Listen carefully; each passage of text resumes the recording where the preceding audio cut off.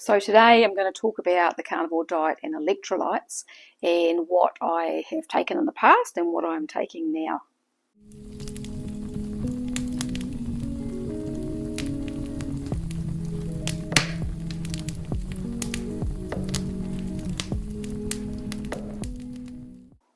Hi there, my name is Sue. If you haven't visited my channel before, I've been on the carnivore diet for just a little bit over 20 months, and today I'm going to talk about electrolytes and my experience with using different types. Now, before I get into that, I just want to let you know I have a spread shop, and the link to that you can get to underneath my video on YouTube here if you click on store, or you can go to carnivoregifts.myspreadshop.com, and I've just put up a few new little designs there if you want to have a look at those. They're for anybody who's eating a carnivore diet or likes eating lots of meat, basically. So let's get on with talking about the electrolytes. When we start on a carnivore diet or a more ketogenic diet, it's really common for people to have electrolyte issues. Now, in those first few weeks or months in particular, it can be a real pain. You know, you can have all sorts of things going on, like, you know, heart palpitations and muscle cramps and just feeling fatigued and headachy and those sorts of things. They can all be symptoms of needing more electrolytes. Now, muscle cramps, for some people taking salt will help, for some people taking magnesium will help, for some people taking more calcium might help, and it just really depends on what your your body needs. We're all different, and some people will need electrolytes on an ongoing basis, and other people don't need to take them for so long. It's really common for people these days to have mineral deficiencies, and I guess that's going to improve over time on carnivore, and that might be one of the reasons why electrolyte issues become less common for some people as time goes on, because as the nutrition levels and the mineral levels build in your body, you might not need as much.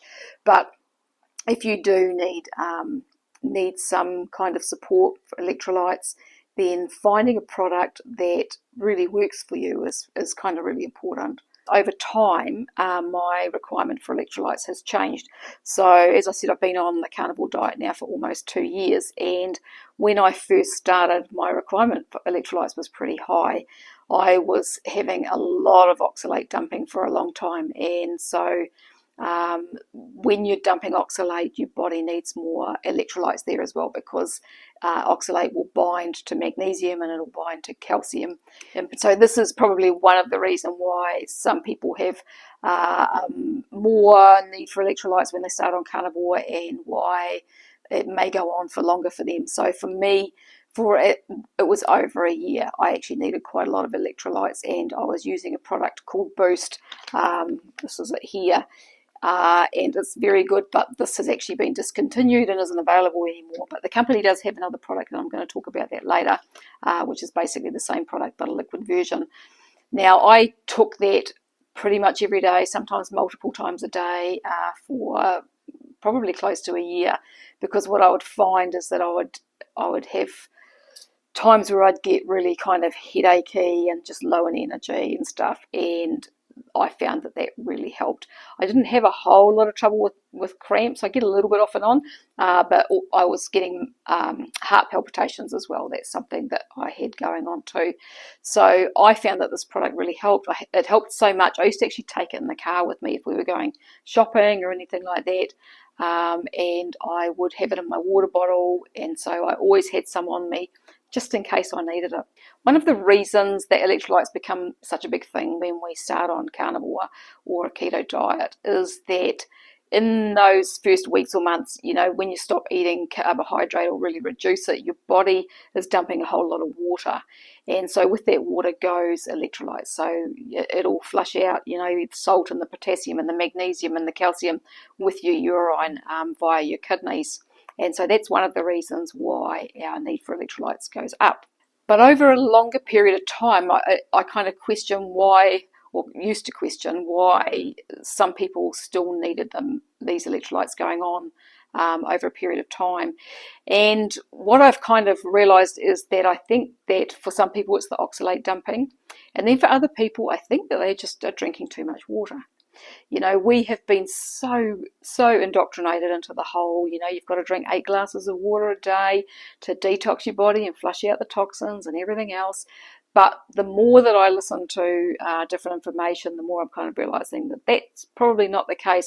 Part of the problem is when you're putting in lots of water, especially when it doesn't contain enough minerals and trace elements, it's like watering a dry pot plant. You know, the water just goes straight through and doesn't soak in. So you're not hydrating your body. It's just going through and out your urine. Whereas when you're taking in some water, smaller amounts with some minerals and trace elements in there, your body can better use that water basically.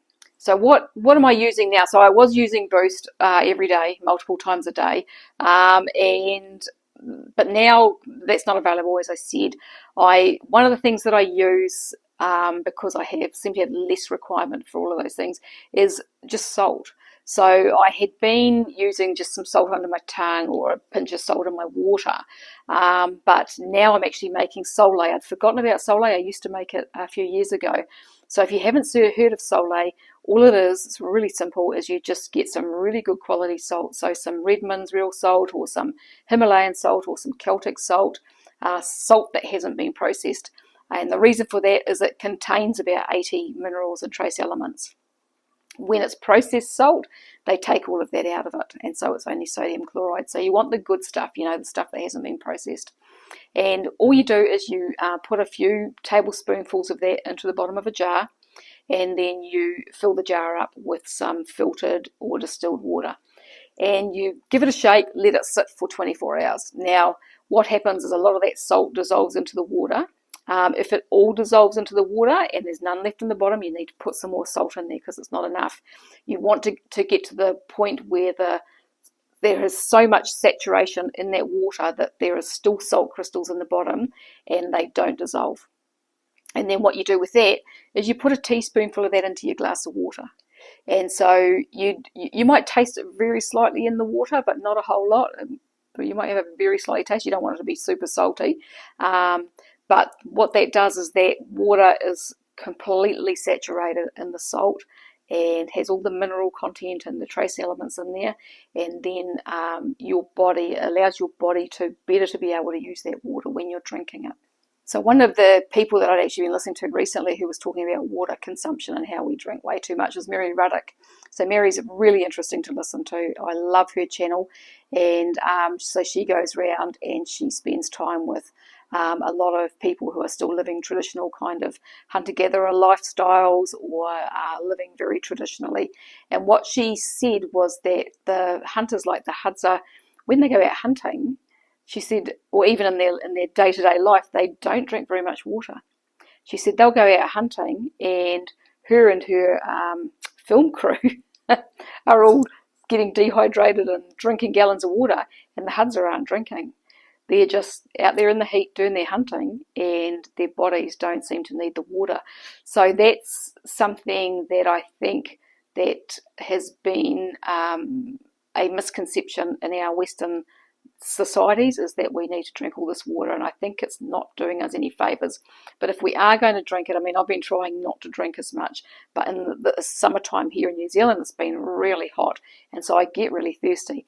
So I want to make sure that I've got some trace elements and some minerals, some electrolytes in my water when I'm drinking it. So our bodies and our cells rely on a certain concentration of minerals and electrolytes to be able to function properly. So when we drink too much plain water, our extracellular fluid becomes diluted, and it basically causes a stress response in the body. So I know within the carnivore and keto community, a lot of people use Element. So there's a lot of carnivores that promote Element, and a lot of people love that product.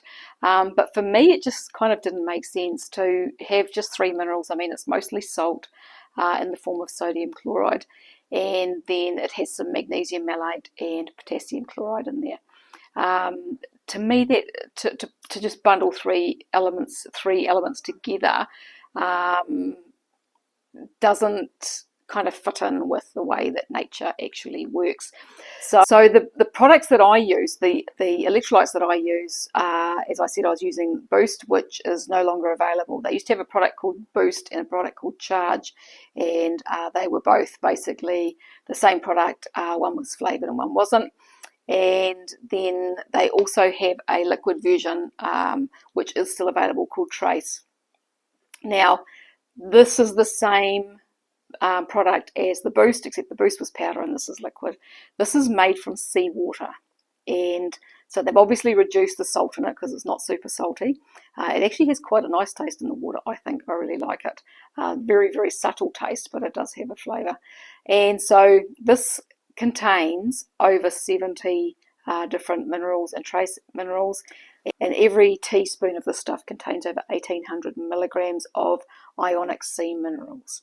So seawater is really healthy for us. I mean, going swimming in the sea is really healthy for us, and there's stories of seawater actually being used diluted as for blood transfusions at different times in history when blood wasn't available or plasma wasn't available, because it has so much similarity to our plasma. So it obviously has way more salt in it, it has way more chlorine in it, and it has probably less, I think it's got quite a lot less potassium in it, but it's still fairly close in its composition when it's diluted. And apparently human cells, when it is diluted appropriately, can grow in it.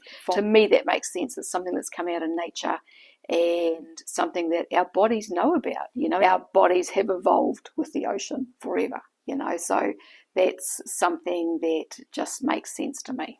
So this product is actually sourced from the ocean off the coast of South Australia, where the mineral content is fairly high.